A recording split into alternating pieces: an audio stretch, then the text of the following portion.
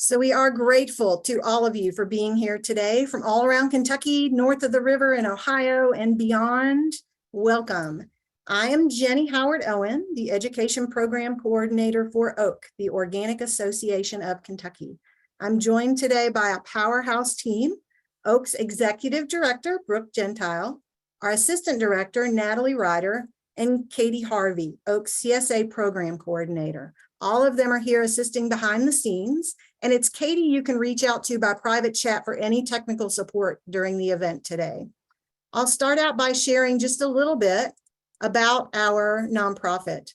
The Organic Association of Kentucky is a member organization, and we've got over 400 members, farmers, local food advocates, and others interested in supporting our mission of advancing regenerative agriculture in Kentucky to improve the health of the environment and our communities.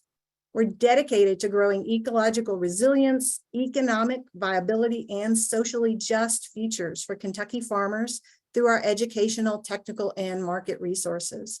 And because we're a membership organization, we promote our member farms via our online Find a Farm directory, connecting folks who are seeking local farmers and healthy foods. We also offer member benefits via our email newsletters, member events, and even member discounts. We provide farmer education like these field days. This one's virtual. Many of them are on farm events every month, spring through fall, and an annual conference. Our next one is coming up in January. Registration is just opening today, and that will be in Frankfort, Kentucky.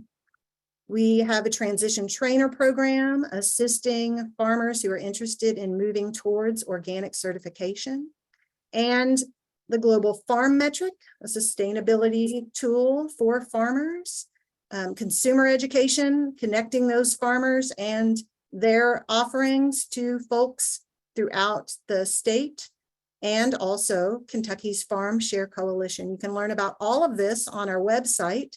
The Farm Share Coalition specifically is promoting CSA across the state by connecting organic Kentucky farms directly with businesses and organizations who offer incentives to their employees through their workplace wellness programs in the form of CSA subscription vouchers. And you can talk to Katie about that via email for more information.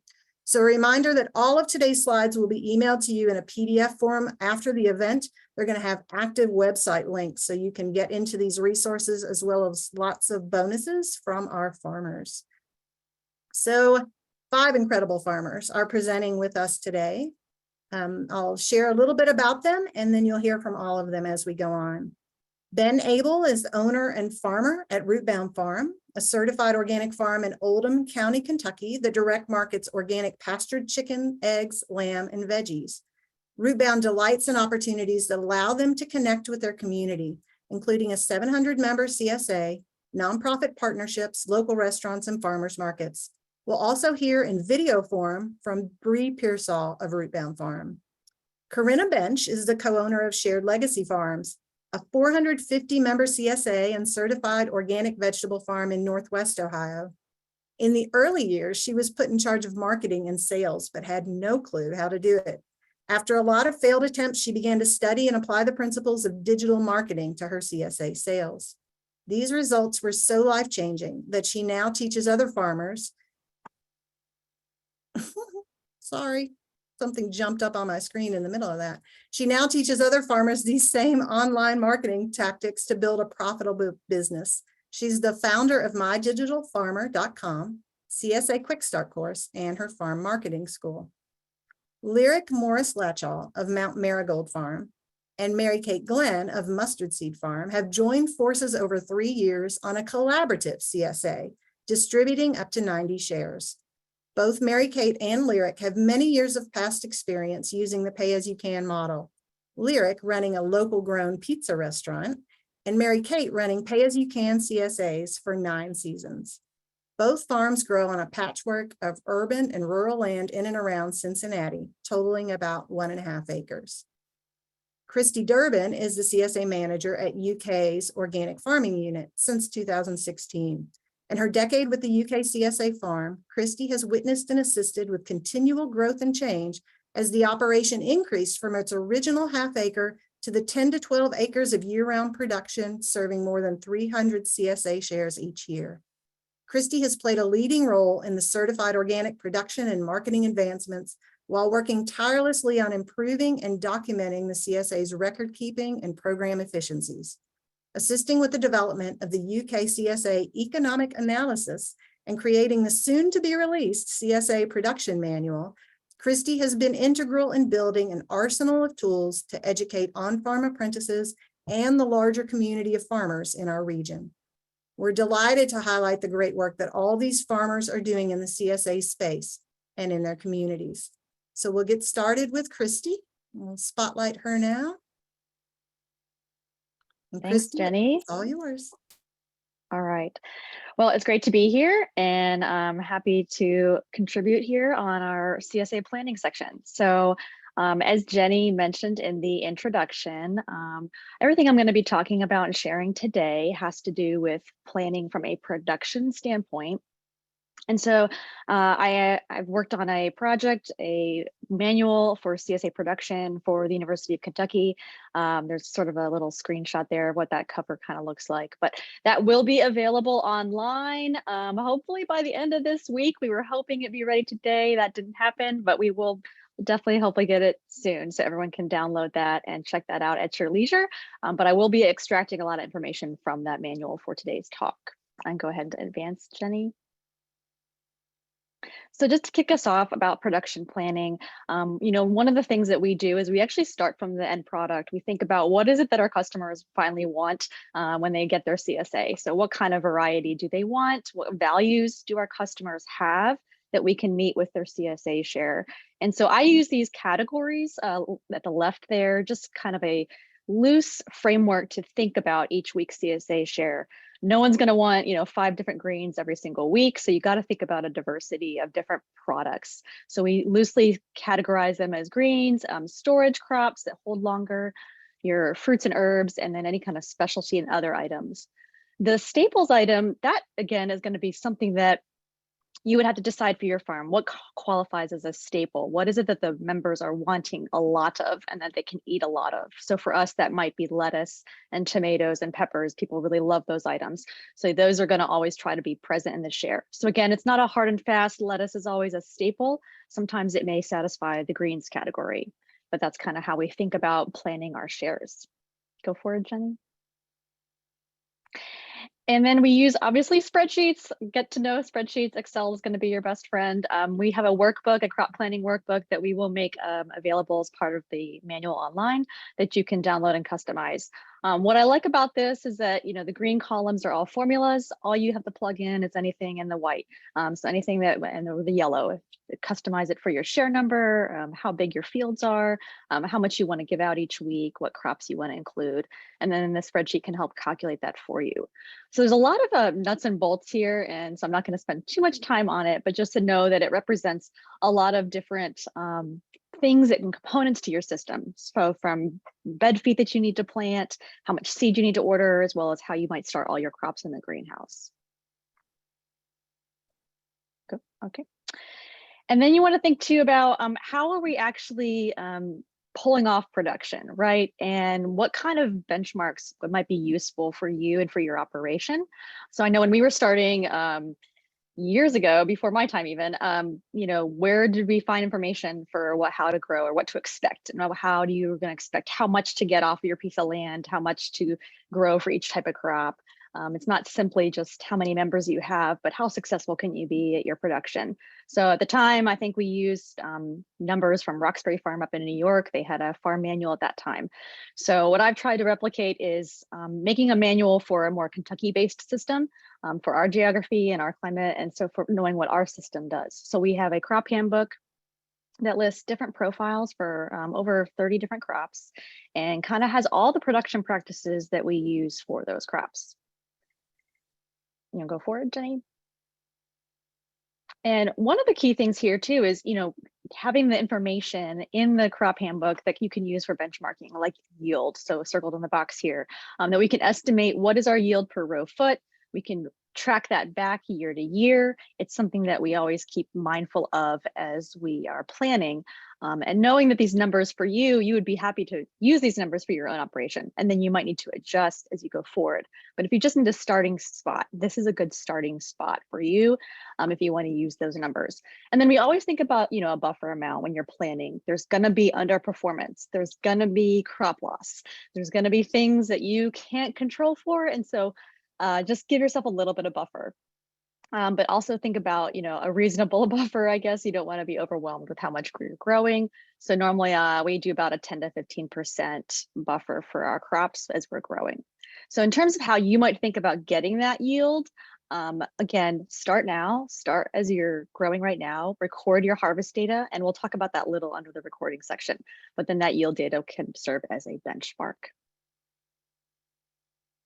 Okay, go forward. And then again, what other benchmarking might you need for your system for production? And so for us, we have really utilized standard operating procedures or SOPs. We like to kind of standardize how we do certain aspects of our farm. So this comes in handy, particularly for the greenhouse when we're seeding or potting up different crops. They all have different specifications for how we're going to grow them and how what kind of trays we're using, what kind of media. And then there's a lot of things you have to be mindful too with fertigation and things like that we also have SOPs for. So you might think through what are those critical pieces of the system that you might need to hand off to somebody else on your team. And if you can't personally oversee it, do they have the information they need to do that task? And how are you conveying that information? So again, the transference of information here is kind of what we're after and making sure that everyone does it in the same way. Also, we really have loved doing kind of the lean farming aspect of making things visual. So you're going to see lots of photos, all of it in these resources. And then as you see here on the slide here, we actually make all the SOPs and information readily accessible for our workers. So we hang them inside the greenhouse in this ticket holder. And so members can see, our workers can see, okay, there's the information I need, the calendar, the tools I need to do my job, and they can just hit it and run, and they're not searching around the farm for different things. So having them in a central location is really key, keep everybody on the same page. Go forward. And then I really just want to spend a little bit of time talking about the things about production planning that the spreadsheet is not going to tell you. And this is going to be different for every single operation out there. But thinking through what are those things that the spreadsheet isn't telling me that I need to plan for. For example, do you need to row cover or use netting for insect exclusion on your crops? Do you have the netting? Do you have the weights for the netting? And then how are you storing those items? How are you going to get them to the field? How many people is it going to take to do that task? And making sure that you can plan appropriately for that task when you need to do it. Also, sometimes what are you going to do when the crop overperforms or underperforms when it doesn't go as expected? Do you have a backup plan? What is that backup plan? So I kind of joke about this photo at the top middle because one of my coworkers was 2 thumbs down for this cucumber harvest because it was way too many cucumbers. We did not need them, but you spent time harvesting them, and you spent time harvesting them to keep the plants going, but for the later harvests. But it was not a good situation at that time. And then also, do you have enough bins to hold all that product? And do you have room on your transportation, on your truck or on your van to take them to the market? So you can see in the other photo here, running out of space was an issue for us. Even in the field, having enough space in the field in your macro bins when we're harvesting cantaloupes, do you have enough space to hold all that crop? And then thinking through pack shed dynamics as well, do you need to keep those crops off the floor? How are we taking care of our food safety practices? And I'll touch about that later on in this talk. So just thinking through some of those systems specific things can be really key, and getting the timing right as well for that. If you have the labor and if you have the materials that you need. So again, that's not going to be in the spreadsheet. You'll have to think through it on a crop specific case by case basis to achieve that. Okay, Jenny. And then there's a little video here we're going to show. This is just kind of conveying what it looks like at our farm. How are we getting that information to our crew, and how are we making sure that everyone's on the same page? Not only do they know what's coming up on the week, what's coming up on the day, or what's coming up for the share, but they also know, have all the information at their fingertips to do their job well. And we can go and play that, Jenny. Our planning for the week starts at the whiteboard with our tasks for the day. We also like to list a lot of other activities that the team can choose from should they finish their primary tasks. We also keep central the different crops that we're going to be harvesting that week, as well as a map of our farm for orientation for our newer crew members. Lastly, we keep our field prep schedule handy so we can understand all the dates for tilling, laying drip, laying plastic, and planting in our various fields. And we check them off as we go along. We also post our direct seeding and transplanting calendars for everyone to see to keep on track for when we complete our plantings.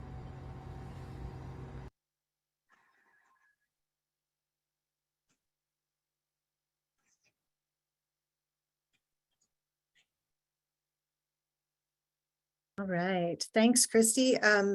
CSA tips from UK are many, and a wealth of information, and those will all be shared with you a little bit later, the ones that Christy alluded to, and many more in the follow-up information that you'll get in the emails. So thanks, Christy.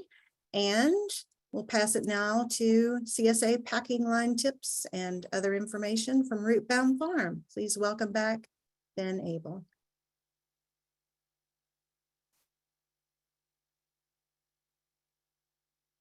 Hey, Ben, you're muted. All right, I think I'm good now. Thanks, Jenny, and thanks, Christy, for that. That was an awesome overview of your all's detailed planning. So I was just going to briefly touch on how we manage our CSA from the packing standpoint. We offer a customizable CSA. Your weekly box is fully customizable within the constraints of our seasonal availability, and I wanted to kind of share briefly what that looks like and how that's affected our management, both from the packing and from the crop planning standpoint. Then we have a very short video to look at of our pack on process. So we offer, this is a little slide just showing our Farmigo platform. We use Farmigo as our customer management platform. So this is how our customers build their sign up for our CSA, manage their accounts, their payment info, and edit their weekly share, and of course see our availability and add add-ons as well. This landing page that you'll see on the share here just has our kind of our base options that people have the option to sign up for.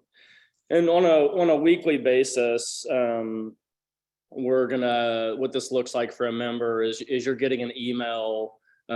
You're getting the email 3 days before your pickup starts, and that email is going to have a base share already built. So even though our CSA is customer, we build out a base share for everyone. Depending on your share size, it's going to be 6 in the season, 6 to 9 items. And then when you get an email informing you of what that base share looks like and our additional availability, you log into your Farmigo portal and you kind of swap as you would like, take things out that you don't like and add things that you do, within the limits of your weekly budget. About 70% of our CSA members do customize. Most people swap out 2 to 4 items in their weekly box for things that they prefer. And the most of that editing is done within the first 4 to 6 hours of receiving that customization email. So it allows us to really have a lot of time to be ahead of the planning. The Farmigo platform allows us to set limits on items. So you would be limited to swapping, you can only add 4 pounds of broccoli, for example, but then it also allows us to set maximum limits for that crop. We only have 800 pounds of broccoli in stock, for example. And then wanted to mention what that weekly looks like just from a farmer standpoint, farmer marketer standpoint. The week starts, the planning for, this week starts the previous week on a Friday when we do crop inventories, as well as our field walks to determine upcoming availability. Saturday, we then kind of build our base share, and the customization with that base share would go out Saturday morning. Customers have 24 hours to customize their share, which allows us by Sunday night to have our demand projection for the week built out. And say for that, and that's for the Tuesday, Wednesday pickups, of course, their customization goes out Saturday. But based on that Tuesday, Wednesday customization, we'll know what the rest of the week's customization will look like for our Thursday, Friday, and Saturday CSA shares, because these things kind of follow trends.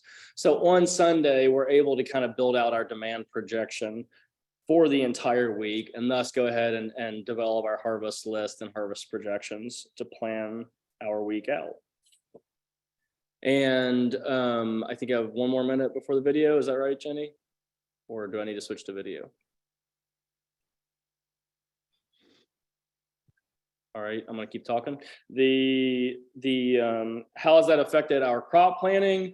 We don't crop, I think I liked how Christy put it, how they plan based on their end product, and then they kind of build backwards from there. We actually plan more versed on scheduled plantings and amounts of those plantings per share.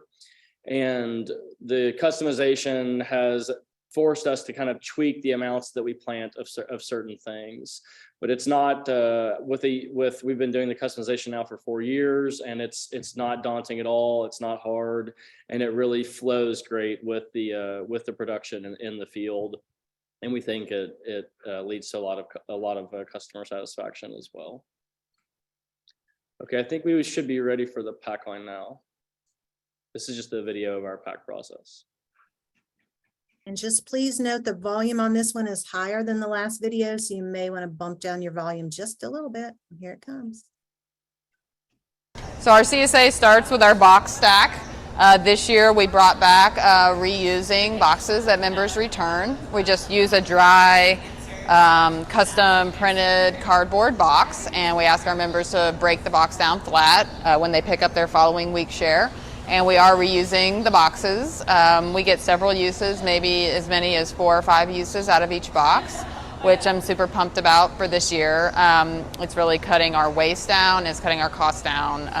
It is a time commitment and staffing commitment to collect boxes and organize them and stack them, but it is well worth it, we think, in the overall to be reusing boxes. So we get our box. I have my last week's label, and then I've got my new label this week. We use the CSA program Farmigo software, which helps us organize customizable shares and prints out a label for each customer with their customized order. The items are ordered by us in the system according to weight and how we want them to go into the box. So this person's first order is a head of cauliflower. So we'll start there. Then next they got 1 head of green cabbage. Then they got a pound of zucchini. So we get to decide the units, whether we're selling things by the pound in the CSA or by the each, and that varies depending on how variable the product is and what works best for the farm. 1 pound of zucchini, 1 pound of bulb onions. We found with things like bulb onions, maybe it makes sense to sell it by the each, but they vary so much in size that it was causing a lot of problems with like big onions, little onions, lack of consistency. So a lot of things we've switched to being by the pound, even if they could be in the box by the each. So 1 pound of bulb onions, 1 pound of cucumbers. Also an item that often is sold by the each. We do it by the pound because our cucumbers vary quite a bit in size throughout the season. 1 head of fennel.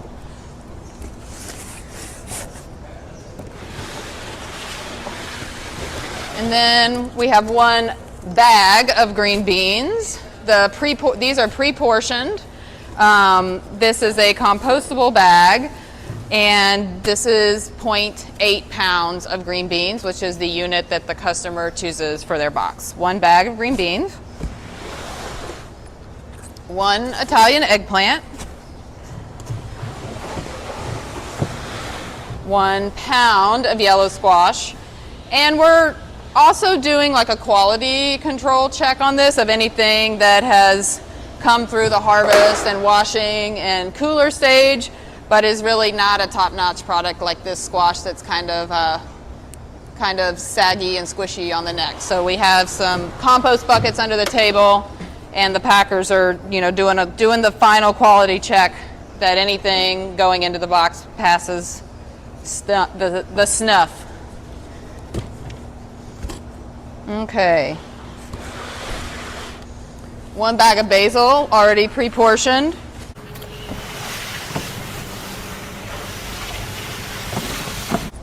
And 1 head of lettuce. So the lettuce, you know, is here towards the end of the pack. We want the lettuce going in on the top of the box. We always pack it with the butt side up so that the customer grabs it like that, not like this, which would shred it and it would not arrive to them in good condition.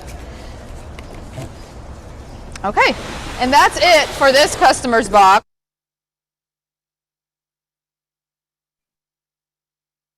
All right, so that was Bree. Thanks to Bree and Ben for that section. I will point out that we're going to have 2 bonus videos, more from Bree from Rootbound Farm, on their box labeling and their whiteboard packing list you can see in the background there.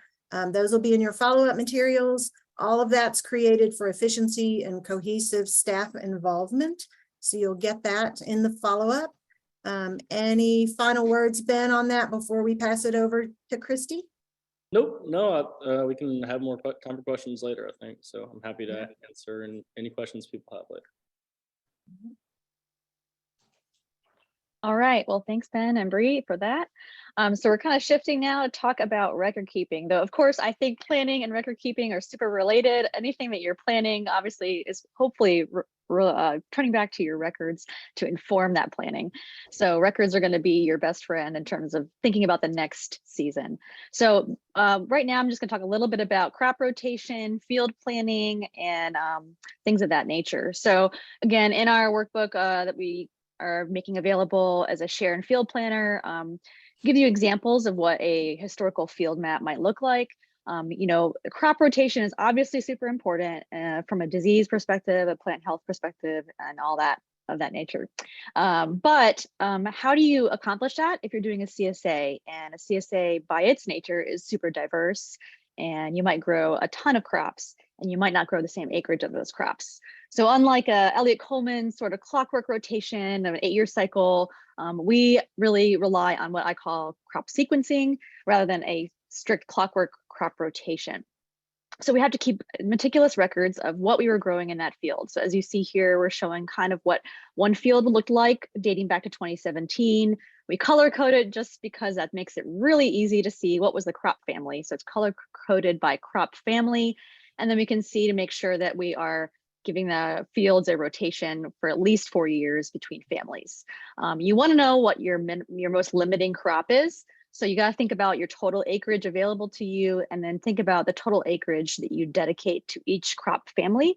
So for us, I know that brassicas family is the most limiting crop for us. About 25% of our land every year is cropped in brassica crops. So what does that mean? That means only 4 years is the maximum rotation we can have with brassicas. And that's going to drive and inform all the other rotations. So we always try to place the brassicas first before going to the other crops. So that's just a little bit about the crop rotation. Go forward. And then we also pay attention to cover cropping as really important. We want cover crops to also drive our fields and our system. We want to integrate them throughout the year as much as possible to keep our soil covered, to get all those extra benefits. But we're also discovering fertility benefits. And so part of the workbook, one of the workbooks that's going to be available is actually a fertility calculator, a fertility planner. So what we do in the off season is we look at the winter cover crops, we measure them for their height, and this will actually give you formulas to calculate if you can credit any sort of nitrogen from those cover crops that you grew in that field. So we do all this assessment every year for the fields after their main cover crops as we go into the next year. And you can actually reduce some of your fertilizer use, which is important for us from a fertilizer efficiency standpoint. If you have a good source of fertility, that's great, but you want to make sure that you're not over fertilizing and resulting in some sort of leaching or runoff in that nature. So that's all about fertility and the fertility planner for efficiency. Go for it. I'm not going to spend too much time on this slide, but this one is just showing you an example of a field map. We think it's important to not only help our staff know what is needed in the fields, but then we actually ask them to record what is the actual, because sometimes, you know, things change. A field might not be ready when you think it's going to be ready, or a bed has a really big weed issue and you don't want to plant in it after all for that crop you had planned. So this is the shot, and then we're going to look at a little bit of a video to show how we use it in the field. So part of our record keeping is about what happens in the field, the plan versus the actual. And so we use this red binder kept in a central location for taking out to the field and recording all of our plantings. So we can turn to the specific field that we're going to be planting in. The field name is at the top right corner. We have the plan at the top, lists all the crops, all the varieties, along with the planting information. We also list all the settings for our equipment, so anyone who takes us to the field will know exactly what they need to do. Then it's their workers' responsibility to record down below what we actually do. So if there's any changes to the plan, they are noted here for our records, so we can keep track of if something happened in the field or yield wasn't what we wanted, we can track it back to this page. So again, that's really just about connecting the dots in the off season. You're not going to remember what happened that year, but if you can see that your yield was low on something, you might be able to track it back to, well, actually ran out of seed for that, or this got moved around to a different location and didn't perform as well in the other location. So you can kind of connect those dots as you're planning for the next year. And so then thinking about your harvest data, obviously, this is how we get our yield information, which informed our crop handbook and how we set those benchmarks. So again, starting to record your yield data is important. So we do it all on a Google form just because it's very easy, it's web-based, and any of our staff can get on there and log it themselves. So it's one person's job every week to transfer all the information we record on our pack shed whiteboard, all the harvest information, and put it on the form. And then we also take pictures of all of our shares. We like to have a visual record of what we're doing. And so that's what we do as well. But that's a really important part of just keeping that track. And then once you get a couple years of data, you'll be able to see some patterns and actually be able to isolate whether a certain yield data was an anomaly or an outlier, or whether it actually is kind of the predictable yield that you can expect year to year. Okay, next slide. Part of our And yeah, we're gonna get in here about record keeping a little bit in just a second. So part of the other record keeping to think about, we're all part of Oak here. A lot of Kentucky farmers here up in Oak, and organic is a big thing. You got to keep a lot of records. But I do like to think through from a management standpoint, if we're having to keep these records, can I make them useful in other ways around our system? So for example, seed orders, you always have to submit what seed you're ordering and the quantities. So then I use that seed order I'm keeping for my records and for organic records also to be my checklist. So when the seed comes in, we're verifying it came in, and it's guiding our inventory. Spray records is another big key piece of organic record keeping. Field activities. So knowing like when you're using the tractor, for a couple of years, we would actually record the labor associated with those field activities. And that sort of informed the economic analysis that you can find online by Tiffany Thompson. But knowing how much we dedicated our labor to different activities in the field was important for us. And then equipment use is another one. So we'll just watch this quick little video about that. Part of our organic certification record keeping is keeping track of our field activities and our shared equipment around the farm with non-organic sections. So we do have another binder, the field activity log, that lists all of our fields under different tabs. And you can flip to that tab and it'll show all the activities for 3 years prior of tractor work and which equipment we were using. In addition, we have a list of all the equipment that was shared across the farm, and the person who sanitizes that equipment is responsible for recording that information on our shared equipment log use. And then just a final plug for food safety. A lot of the food safety records can be useful as well for you for organic certification. But if you need help with food safety, having a food safety plan is probably the most important record your farm can have. And you should talk to Brian Brady at the UK Food Connection, as he is a great resource, willing to help you come to your farm, help you develop a food safety plan. And that whether or not you are ever going to sell wholesale, having a food safety plan that's written down and documented is definitely a great thing to do. So definitely reach out to Brian if you need help with that. All right, thanks. Awesome. Thanks, Christy. Heading back over to Rootbound Farm, Ben returns for a glimpse into some of his organic record keeping tools. Okay, cool. We're gonna briefly mention the direction we've gone with record keeping. I think Christy kind of highlights how extensive, I guess we would say, record keeping needs to be for a market farm, and especially for a certified organic market farm. There's and especially now with FSMA and GAP audits, we have kind of layers and layers of record keeping going on. We, for many years, used a combination of notebooks, journals, and Excel spreadsheets, and we still use those in various capacities. But I guess what I wanted to highlight here was that our current use, our current trajectory is to transition to an app-based platform. And the reason we're doing that is because it's a handful of reasons. It's shareable among multiple operators.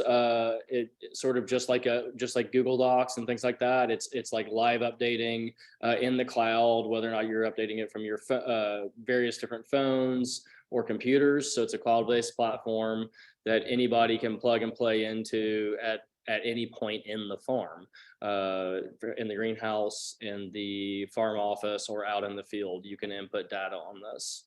It also has a pretty user-friendly interface. I think especially as we've become like a little more used to navigating apps, or many of us have become used to navigating like apps or cloud platforms versus the traditional Office suite. This seemed to be transferable to like various people's skill levels and stuff a little easier. So what are we using this for? We're using it, you can switch to the next slide, please. We're using this for record keeping primarily, but then also for planning.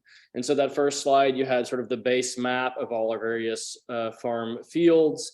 Within that, we've got our farm fields that are broken down into blocks. Blocks are 50 foot wide, and blocks are broken down into beds. Every block has 7 beds in it. And so using a platform like this allows us to track our field activity down from the field to the block to the bed, planting amounts, harvest dates, total yields, etc. And then of course we also are using this, behind the field activity for greenhouse activity, greenhouse seeding dates, transplant dates, actual amounts transplanted versus seeded. And again, the main reason we're using the app-based platform is because it sort of presents itself in a very user-friendly manner. We were kind of like running into a wall with the time you spend out of navigating Excel and other spreadsheets. They do become a bit more of head scratchers to intro back into them, and this kind of seemed a little more approachable to various farm members to jump into this platform. And not only can you do just like the basic planting amounts, but just random journaling and field activities in this. We just started it this year, so it's primarily been used for for a activity log this year, but this is our first year. But right now we've begun setting up our crop plan for next year, and so we'll go ahead and build out our 2023 season on that, and then be able to edit that as we go. Okay, and any questions in the chat? I guess I have like 1 more minute, it looks like, to address anything. If not, we'll head on to the next farmer. All right. So at UK CSA and at Rootbound Farm, there are a lot of hands, students and staff sharing the work. And so that planning and record keeping keeps everyone accountable and on the same page. But what does planning and record keeping look like when you're sharing a CSA program between multiple farms and growing locations? So we've got Mary Kate and Lyric to help us understand their process for that very thing. Hi, we're really Good excited to morning. share about this. So collaborative farming with Mustard Seed Farm and Mount Marigold Farm, we are going to share some planning and record keeping tools to plan and track distribution, and that will inform our crop plan and field plan. But what we're specifically talking about is planning and tracking distribution. Do you want to talk a little bit about the nature of our farm? Sure, yeah. We run one CSA together, but we operate separate farms. So as far as our planning for planting and production, that's managed for us separately. But record keeping for the actual finances and inputs into the CSAs and which farm is growing which is all managed together. So that's mostly what we're going to be focusing on here together. Yeah. Yeah. So we start at the beginning of the year having a meeting together, defining our financial goals. So different from like a large CSA buying in product, we're starting from the beginning, working out what do we each want to get income wise from delivering this CSA. So the percentages that you see, the decimal with each of our names is kind of connected to our financial goals, and then will inform the about percentage of distribution that we do per week. And that can kind of change as long as we know our goal at the end of the year is we've distributed in dollar amounts those percentages of our total CSA distribution. So we also, of course, talk about our production capacity informs that, like how much space do we have and how much time do we have and what's going on in our lives this year. And crop preferences, things that we just know, like I enjoy growing this better. The land that I'm on enjoys growing this better. That's kind of the overarching thrust of our planning. Yeah, and that part of what differentiates our farm from some of the other farmers you're hearing from today is we're at a much smaller scale. So this is maybe more useful information for people just getting started. And then also we don't own any land. I'm not sure if the other farmers own their land, but we have sort of been working with a patchwork of different spaces, which can make some of our planning challenging and longer term planning challenging. So understanding, being really flexible in our like crop preferences and our time inputs based on travel and transportation is really important for us and is a really important part of our planning at the scale that we're at. Yeah. So yeah. Go to the next slide. So these spreadsheets I created based on my own crop planning and field planning many, many years ago at another farm. But for our purposes of accomplishing that goal of tracking and monitoring how are we doing with those percentages and what we're distributing, we kind of used those as a template, and you can kind of see at the bottom, this is just an Excel spreadsheet and a shared Google file. So we can both be updating this in the field, but this is like the main page. The main dashboard sheet is this prices sheet. So we've kind of on the left defined here are mostly this is everything we're growing, and defined the unit that we're agreeing on, and we've defined the price that we're agreeing on, and that can always change, and you can edit that. In the middle, we are updating like the number of large shares and small shares. We actually did 2 separate CSAs, so this is reflecting one of those distribution sites, and we had another CSA where the community culturally appropriate foods were different in both of those CSAs. So over on the right here, color coded, we have the crops that are available now from each farm and what we anticipate is coming soon. And so those 2 different CSA drops had kind of a different set of crops that we were planning for them. And in the middle here, you can see that percentage again, and it's for Lyric and for MK going over across to the right from our names. That's carrying a running total from these other pages. and you'll see that in a second.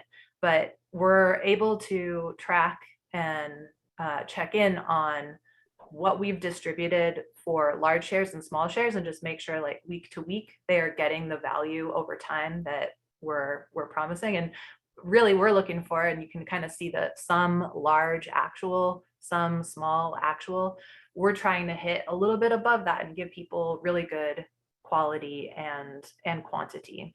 So that's how we're tracking that. You can go to the next slide. Or yeah, No, do you that's have great. something to add there? Yeah, so this is kind of zoomed in on there and on the meat of this spreadsheet and what it's doing. So it's important that we're automatically calculating this. And what that looks like week to week is like we're both out in the field and anticipating what are we going to be able to harvest.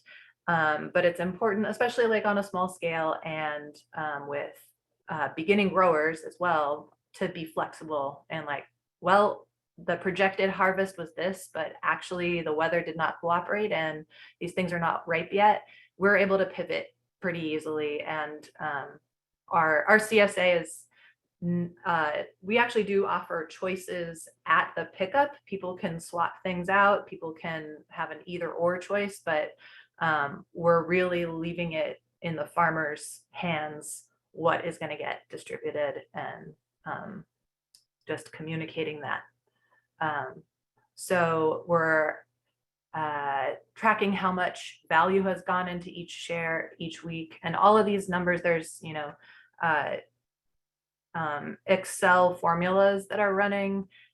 In my experience, it has been helpful to just create these for ourselves, and I wonder how valuable it is, like, to share this exact thing with someone else. Like, you maybe build it in a different way that makes sense to you, but this worked for us in planning. Yep. And if you go to the next slide, we can. And we're happy to share these spreadsheets with anyone who Yes. wants to reach out to us. Yeah. Yeah. So here's kind of what it looks like for 1 week's distribution, and we color code. So green is my harvest and pink orange is Lyrics. So we're also able, over at the right hand of the spreadsheet, to be calculate, or, you know, right in that page, see here's the percentage, here's the total dollar value that is coming from each farm, and that's going back to those percentages. So even if it's off for 1 week, that was really useful for us to whether it's weather and harvest related or just life circumstance related, like, hey, something came up and I am not going to be contributing exactly the percentage that I anticipated, we can cover for each other.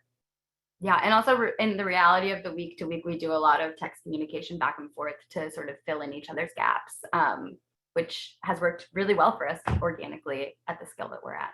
Yeah. We're looking to add another grower this coming season. She's worked with me a little bit. She has worked with another amazing Kentucky CSA Darkwood farm for a lot of years. She's very experienced. And so Lindsay Melling, for her to come in and be able to use these same spreadsheets and tweak them and bring her own expertise to it, we're really looking forward to it, that these can transition for different growers to kind of scale back, like Lyric did this past year. So that was something we wanted to speak to quickly, is that this model has worked really well for us. For example, this year I had a child and some other work commitments and was actually not a part of Mustard Seed at all. So we're sort of plugging the collaborative CSA model as an adaptive option for people who are maybe not able to farm full time because of life circumstances or land access issues. So I was able to step away for a full season. Mustard Seed as like an organization is able to still exist, just scale back its shares without me contributing. And then in the future, next year, I'm able to step back into production. And so having that sort of like overarching umbrella organization for us as small scale, like young women farmers, has been really important and has offered us opportunities that we wouldn't have been able to have otherwise. So yeah. Yeah. Next slide. Yeah. Yeah. So those spreadsheets came from my own planning and tracking spreadsheets that reflect my own brain, and I can easily take them and work back, have them plugged into seating dates and whatnot. Lyric, if you want to talk about like how planning. Yeah, that's okay. I think that's good. Okay, Yeah, cool. similarly to what other people have said, maybe even better than us, the way that planning or record keeping becomes planning for the next year. So yeah. Next slide. Yeah, so the other thing that I wanted to touch on, our CSA is kind of unique in that we offer sliding scale pricing. We, a lot of farms are doing this, though I have, when I talk about this, I often get the feedback from some farmers that they would be very reticent to offer that, and kind of the myth of the tragedy of the commons, like, well, if you offer that, people will take advantage of that, right? And you will make less money. And so I went through all of my tracking of just the total CSA payments from various different, I've worked in Connecticut and ran a sliding scale CSA for 4 years, and in Salt Lake City, Utah. So also location affects this, but just keeping track of that total payment when offering sliding scale. I found that the total payment, if we had not offered that and charged the median price, in some years it would have been, you know, they're a little different here, but over 9 seasons, it is, you know, a little bit more money, and that is brought in through CSA income. And when you look at the percentage of low income members, it's like 25-30%. Thank you. So in 2020, you can see this was a little bit skewed because of working with Produce Perks Midwest, and they were facilitating a pickup for us, which was entirely low income households. And 2021, this is just breaking down our Norwood neighborhood CSA drop.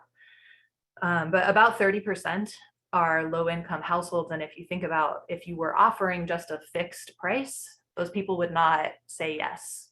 So we are able to welcome more people to the table by doing pricing this way.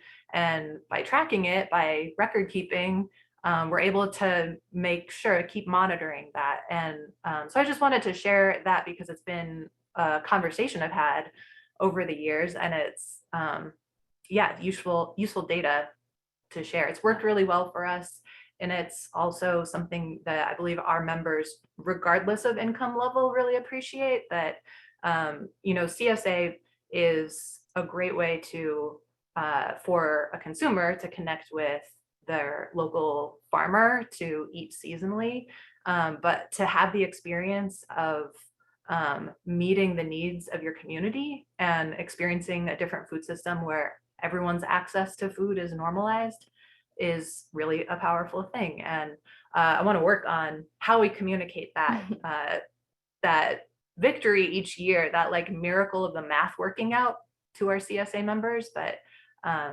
yeah, and just real quickly to the meat of that, we offer 3 pricing options: low, middle, and high income. The middle one being the actual value, monetary value of the box.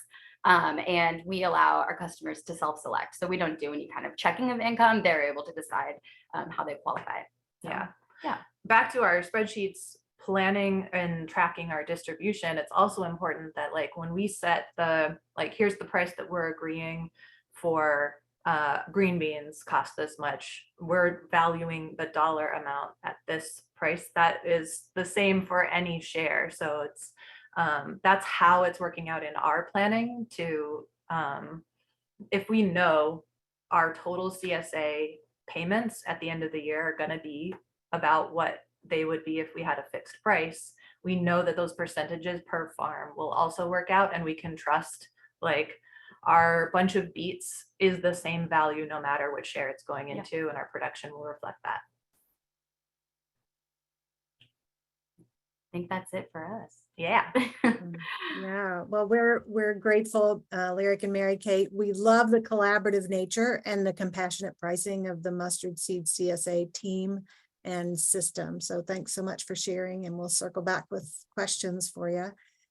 So whether it's an empowered neighborhood like those two ladies have, or an inspired CSA member, partnerships and advocates of your CSA can help it grow and thrive, very obviously. Isn't that right, Ben? Yeah, so I was just going to quickly mention something that's been really important to us over the years, which is finding champions to be our weekly CSA pickup host. So we have actually, I'm sorry, I don't know off the top of my head the exact number, I apologize, but we have probably about 18 to 20 pickup locations in 3 different cities: Louisville, Lexington, and Frankfurt. And what we're trying to build with these pickup sites is a site that offers like great protection from the elements, a site that is going to have, so that the box is in the 3 hours, 4 hours, the box is sitting out, it's not in the sun, or it's not getting rained on, and it's, not getting picked up by someone that's not a member. We're looking for continuity year to year, and we're looking for community. We're looking for, and the last one is really the most important, because what we're looking for is a CSA host site to be sort of a champion for the CSA. And we found that on a year-to-year basis, the CSA sites that grow, that sustain themselves, that grow, and that where the people have sort of the best experience are when the host is also sort of a major advocate for our CSA. All of our host sites get a free share, and most of our hosts were already in our CSA, and then they kind of found that they were kind of a convenient spot and interested in hosting. And then they're kind of gathering folks together, whether it's in their neighborhood or their workplace. They're kind of they're not just the drop-off spot, but they're an advocate for our farm. They're calling their neighbors to remind them when they're showing up late. They're rounding up new members when they get a new coworker or new neighbor. And we have our smallest CSA pickups are 15 people, and our biggest one has over 70 people. And regardless of the size, it's having a CSA host that is a real advocate, a champion for your farm has for us been really, really crucial. Because when you don't have that, they're kind of the glue that hold the pickup sites together. And pickup sites require a lot of management of the boxes that are forgotten. The boxes get dropped off to be picked back up by us. You have to organize those. So it really does take someone who's all in on the CSA model, who's all in on the sense of community and collaboration that it takes to make a CSA successful.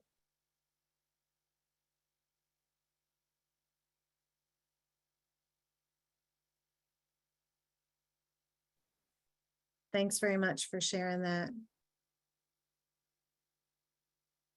So finding what works for your own farm or CSA is a necessary process and can be a very unique path, as you're seeing. There are some principles, however, that can work for everyone.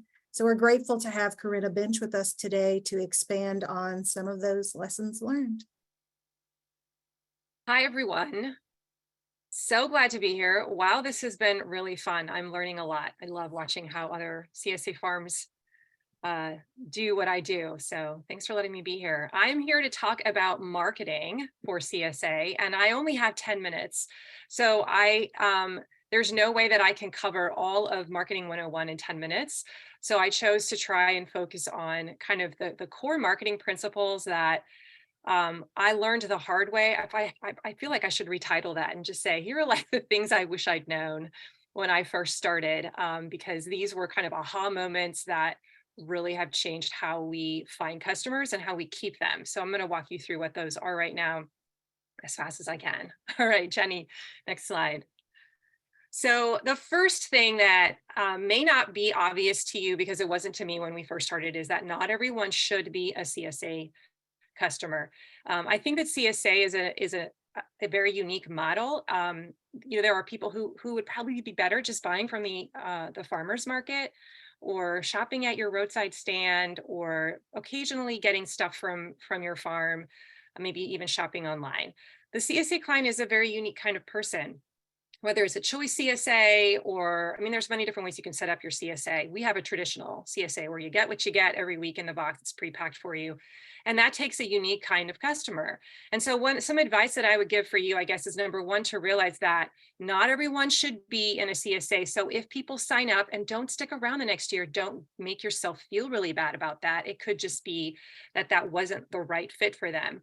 I have noticed some patterns in the ideal customer avatar, which is what ICA stands for a CSA. They tend to really value local. They want to get to know their farmer. That relationship piece matters. Knowing the story behind their food matters. That transparency piece. They like variety. They like being exposed to different kinds of things and the freshness aspect. And they love to cook. At least I see that as a pattern again and again. They love to take this almost like paint on a canvas and make something beautiful in their kitchen. I would also say that health and environmental stewardship are other pretty important things to them. So when you know that, you know what to talk about when you're trying to find new clients. So I guess that would be like my first tip, is really understanding what those clients, what makes them tick, what they value.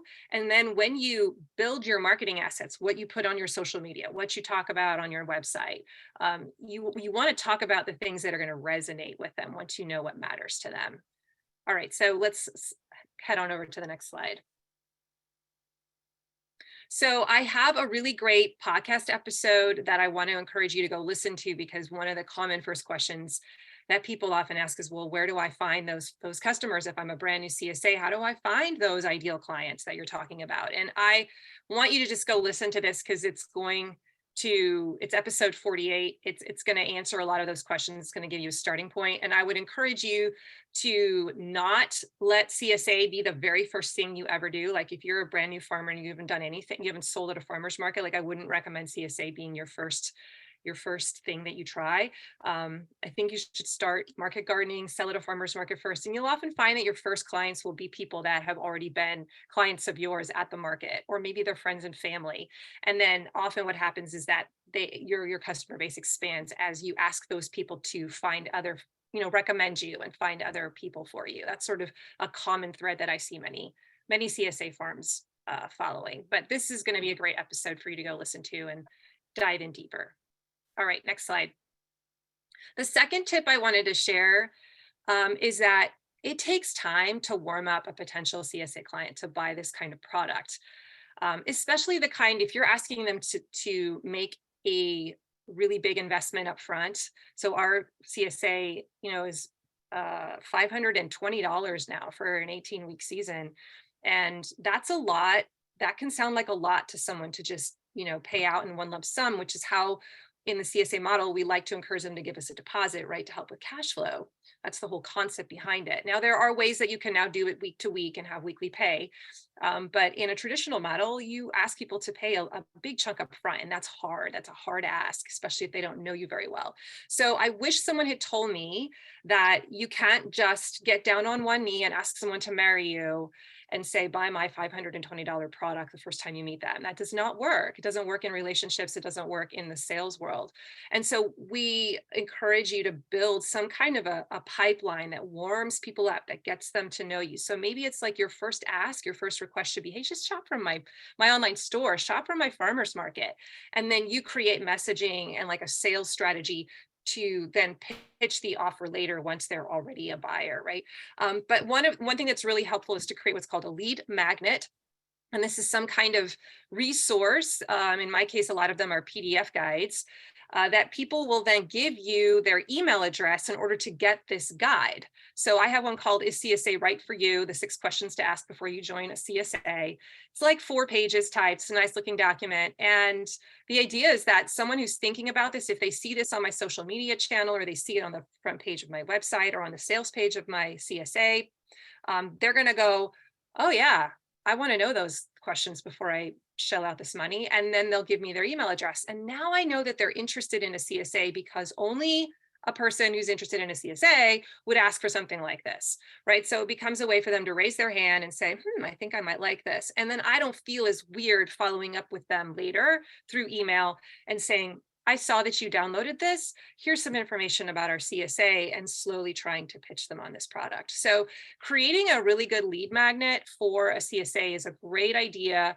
And realizing that it's going to take a person maybe 6 to 12 months before they actually convert and turn into a buyer like that. I wish someone had told me that too, because then I wouldn't have been disappointed when the sales weren't coming in very quickly. I would be like, oh, this is normal. It's supposed to take time to warm up people, and I have to create a process to make sure that I can warm people up. All right, next slide. Okay, so the other tip is that this is something that's fairly recently learned by me.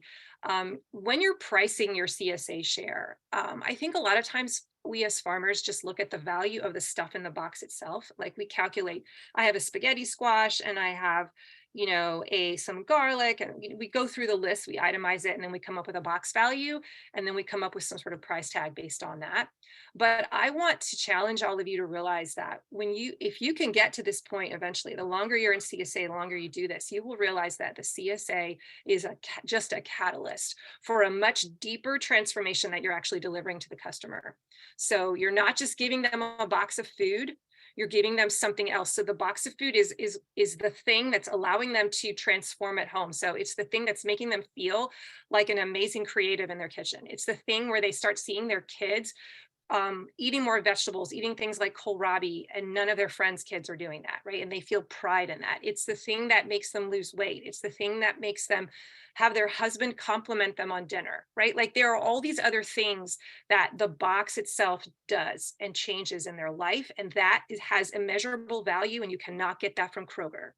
So when you realize that, and you talk about that, and you try and create mechanisms in your business that encourage that to happen and point that stuff out, it feels a lot easier to price your CSA and feel good about it. Be like, you know what? I'm not just giving them the box value. I'm giving them something so much bigger that is almost priceless. And if I can help people see what that transformation is, what do those stories look like? How is that life transformation playing out in their real world? When you can spotlight that in your marketing and talk about that in your marketing, and then you put the price tag there, it's not like they're not freaking out. They're like, well, yeah, that's what I want, and I'm willing to pay that. All right, next slide. All right, the final thing that I wanted to highlight here was CSA retention is like the holy grail that everyone's chasing after in CSA. You spend enough time in CSA and you're going to hear that talked about a lot among CSA farmers. How can I get more people to come back, and that how do I stop that revolving door from happening? And this final point is kind of getting at that. I have learned that CSA has a steep learning curve for your rookie members. It just does. And for me, I feel like it's about 3 years for a person to become proficient, what I call a CSA master, and that's if they work on it. And the reality is that many of them will give up because they hit a wall. They love the idea, they're all excited about it, and then week 5 happens and the food starts piling up in their fridge and they start to feel like a failure. And so you need to know about this, that this is normal. Don't beat yourself up about it, but you just need to talk about it with your customers. And I believe you need to have some sort of a process or a tool to help them manage that and push through the wall, encourage them to push through the wall. It's normal. Here's a few exit strategies that I want to teach you for how to deal with veggie overwhelm. Here's a few storage techniques that I want to make sure you know about so you don't lose your food because you didn't store it properly, right? Like, what are those key things that help a customer feel successful? What are those quick wins you can deliver? So building a very intentional education support system has been something in our CSA that has been huge. It is the reason that our CSA retention went from like 60% to 74% in one season, because we focused on this really hard one year. And now we just recycle that information again and again. So I just want to bring this up to you that there is a steep learning curve, and man, we still have it, even though we have a very robust educational system and it's normal. And I do think that it is your job as the guide for your customer to give them a little bit of help, whether it's recipe help, but maybe beyond that too. Like, what are basic cooking skills so that they know how to deal with something like kohlrabi that shows up in their box? and they don't feel like, oh, this was a bad decision. When you help them grow that way, that's that transformation I was talking about in the last slide, where they're like, oh my gosh, the CSA is helping me become the best version of myself. And yeah, I want to keep investing in these people. They're helping me be an amazing human. So next slide. We created a resource. We just started making videos and cheat sheets and recipes. And like, I started keeping track of all of it in like a giant Google sheet. And eventually that got so big that I put it into like a digital, it now lives in a digital platform for my CSA members. You don't have to go that crazy, but I wanted to make you aware of it. It's called the CSA Membership Academy. You can actually go to that website URL right there, and you can subscribe to it for $1 for your first month, and just look inside and like find all the stuff that you like and just get ideas. And then you can unsubscribe before you get charged, you know, the next monthly fee. But this is a place that a lot of farmers go to who follow me, and they just go and like get ideas for what do I even need to teach a CSA member? And that can be super, super valuable. So I wanted to make you aware of this resource. Yeah. So those are my 4 tips for things I wish I'd known to find more customers and then keep them in the pipeline. If you can keep your customers coming back again and again, that profit maximization can happen because you don't spend all your time trying to replace that lost customer and onboard them again and get them to turn into a super buyer. Instead, you just keep these people in the pipeline and then they turn into super buyers. All right, I think that was my last slide. Awesome, Corinna. Yes. Thanks so much for joining us, for sharing all the years and lessons learned, for passing those on to so many other farmers in all of your products in here today. And we're excited that Corinna is going to join us in person in Frankfurt for that annual farming conference that I mentioned earlier. She will be here all 3 days, the 26th, 27th, and 28th of January. On that first day, she's going to offer a half-day workshop entitled Optimizing Your Farm Sales Funnel. So guiding farmers into that process of building a repeatable marketing strategy that will turn your browsers into paying customers and repeat buyers. And then she'll offer a conference session with a couple of Kentucky farmers on January 28th, working with them through a marketing audit of their farm, of their sales funnels, and their marketing strategies. So thanks, Corinna, for joining us again, and stick around because we have more to share from the audience. They've got questions for all of you. Just so you all know, we have contact information for Corinna here for you. And again, a lot of this is going to come with these slides in clickable links. We're grateful to Corinna. We're grateful to Mary Kate and Lyric. You'll get those clickable links in a PDF of all of these slides, as well as the link to the recording that'll be up on YouTube, and lots of other resources that we didn't necessarily have time to share or just offered as bonuses in connection with CSA. So thanks to Bree and Ben for the fun videos and app sharing planning that they have done. Definitely grateful to them. We urge you to follow all of these farms and keep up with them. They share all year long, not just in this event. So thanks to Christy and the team from UK.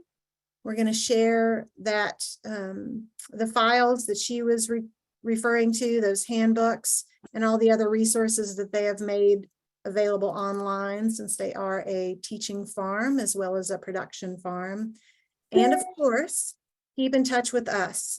Pay attention to what we're sharing, because we are highlighting these and other farmers and all that they're doing. Again, you can learn more about our programs at oak-ky.org. You can become a member. You can read past field day summaries or register for that January conference, where we'd love to see you in person in Frankfurt. And at a minimum, keep up with us on social and subscribe to our newsletters. So we're going to close up this screen sharing. The slides are done for today. We're grateful not only to these 5 farmers, but also to all of you who have been engaged and active listeners and question prompt leavers in the chat. And we're grateful for you joining us today. One last plug that I will give is that event survey is going to pop up when you close out of this Zoom meeting. And we really ask that you give us your feedback on what you learned, what you didn't, what you still want to know on CSA or other farm-related information. We are constantly building our education programs, and we build it based on that feedback, as well as try to improve it based on that feedback. So please let us know what we want. We are here for that community. And so speaking of community, we're going to bring back all of our farmer hosts. They shared so much experience with us today, and we're going to look at some of the questions that you all have added. So we're going to bump way back to Mike's question. Thanks for being here, Mike. Mike is also going to join us for conference. Keep a lookout on our website and you'll learn more about that. Mike was asking Ben about more detail on how customizations impact your crop planning. That is to say, how do you predict with how much to plant? How much of a customization buffer do you factor in? Okay, cool. That's a good question. So it's mainly been a learning process, honestly, as we transition to a customizable CSA. The first year, I guess I would say, especially, there was a lot of overage for certain crops, especially things like eggplant or summer squash that we traditionally would plant, based on a X number of plants per person, or row feet per person is how we do most of our crop planting, plants per person or row feet per person. And now we're just sort of adjusting the percentage of that based on how many people we know are gonna drop it. And then we also we kind of stagger things, like for example, I guess we could use like summer squash as an example. So we would do it like, we know that initial planting of summer squash, we'll target it to hit 800 boxes per week or whatever. We'll target that initial planting will be large to kind of target that full CSA volume, but then the additional plantings would be 50% that size, knowing that that's just an example, but knowing that people kind of get the summer squash fatigue after that initial 5 weeks straight of summer squash. But it is a challenge. I mean, but that's a challenge with any CSA farming, is that communicating that like, hey, you plant squash, you've got 4 to 5 weeks of harvest off that squash, and it doesn't stop. It doesn't take a break. And so we just adapt the total volume on that, which may mean in theory, could mean we like sell out as we move into those smaller volumes, but that traditionally doesn't happen. It seems to have worked itself out. It was a little easier when we had additional wholesale markets, which we don't do anymore. We're all CSA now. But like when you had a traditional wholesale market, you could plant that full volume of summer squash 2 weeks in the CSA. And those next 2 weeks, you're sending all your squash to wholesale. And that worked good to make sure people didn't get tired of it. But now we just adapt the total planting volume. And it really does work itself out, and things follow trends. I mean, you just know people don't like eggplant, people don't like turnips, and you just kind of adapt your planting accordingly. Yeah, all right, thanks. We had a couple of questions actually for the ladies at Mustard Seed Farm, CSA. With the price levels that you're offering for sliding scale, Glenn was curious, what percentage more is the high income from the middle? How does that work out? Yeah, so for instance, our large share, the median price, middle income suggested price is $600 for 22 weeks.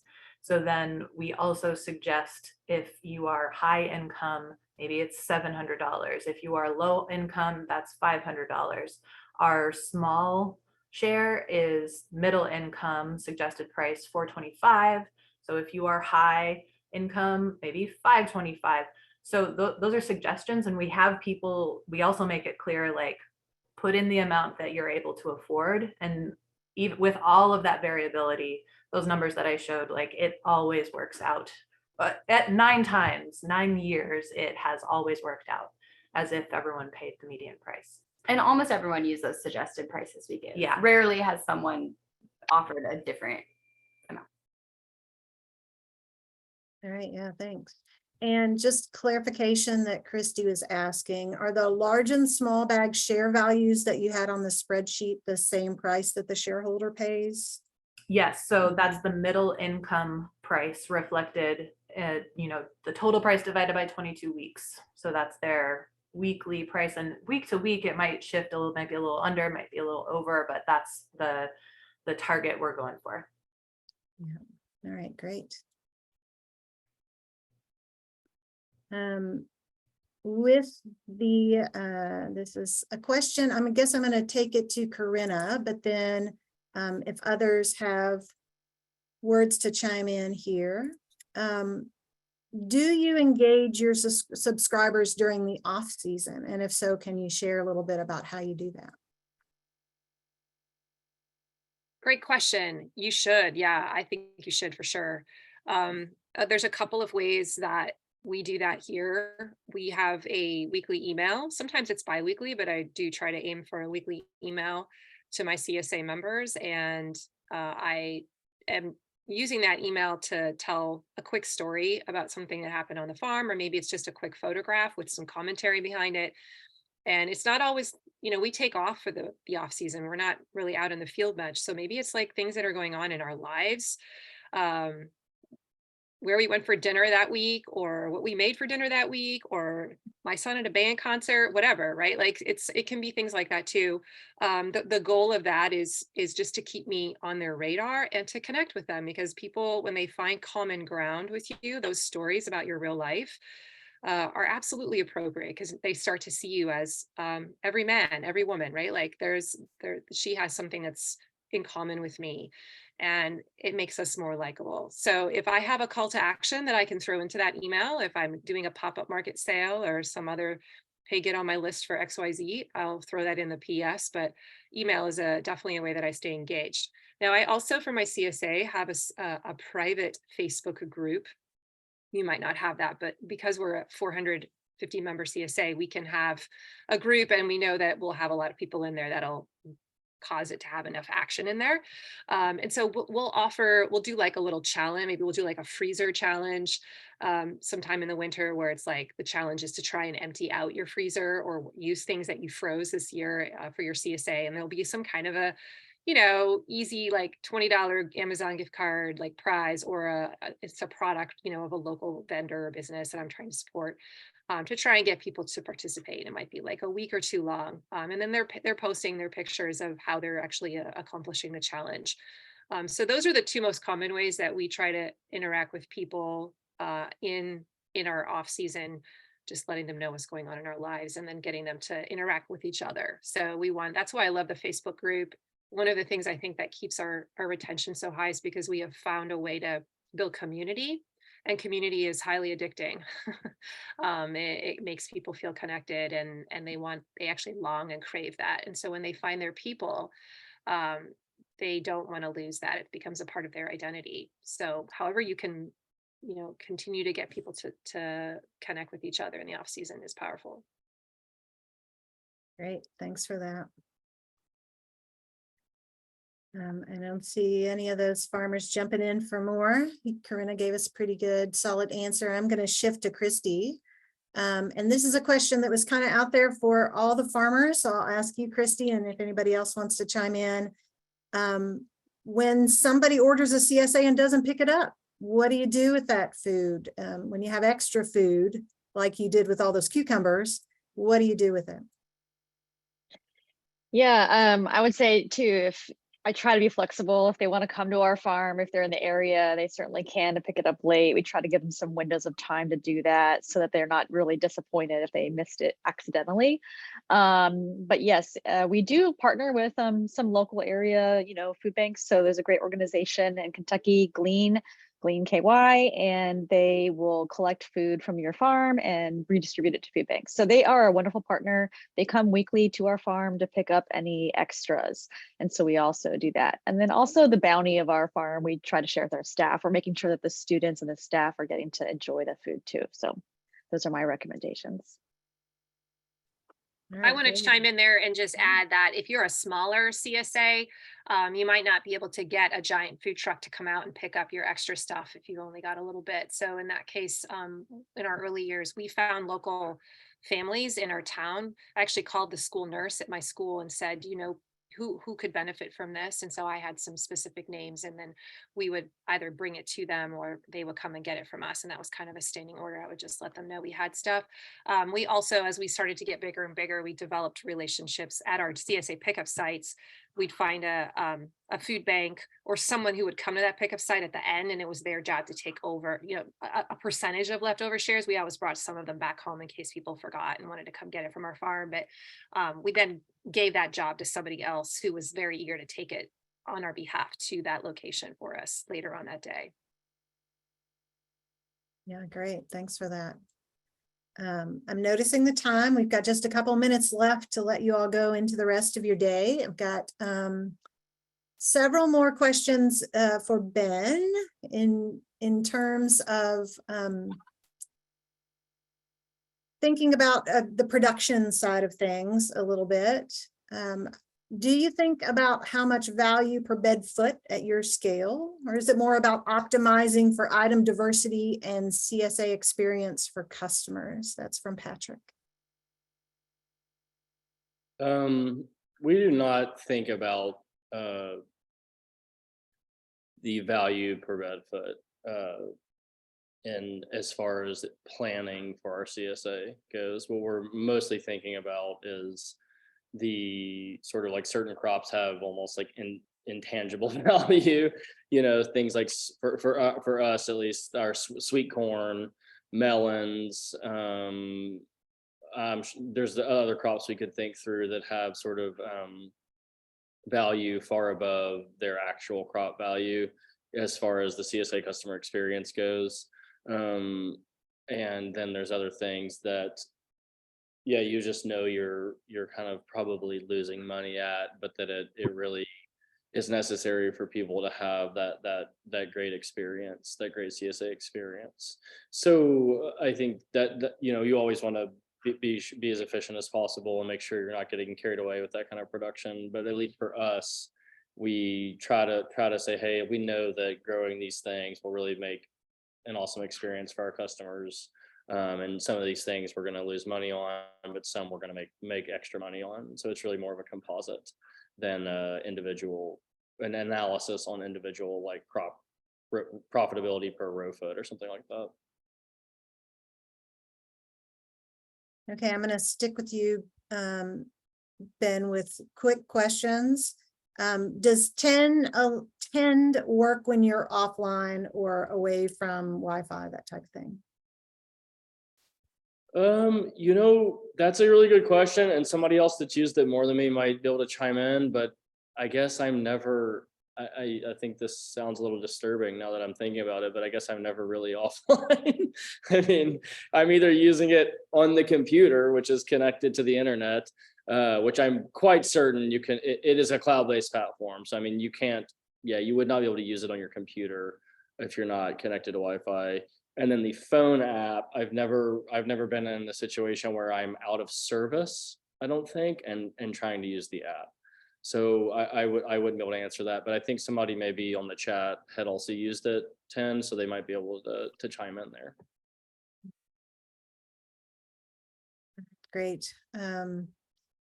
Ending on technology isn't necessarily applicable to every CSA, but I do know that community is. And so I want you to kind of check out all these squares of names and faces, and especially these highlighted ones of our farm hosts today. Give them a round of applause in whatever way you like to do that in your muted form. And we are grateful to them. We're grateful to you for joining us today. Keep an eye on that inbox of yours because we are going to share so much of what just happened and more. And we thank you all for your time. Wish you a happy November. Hope to see you in January and beyond. Good luck to everybody.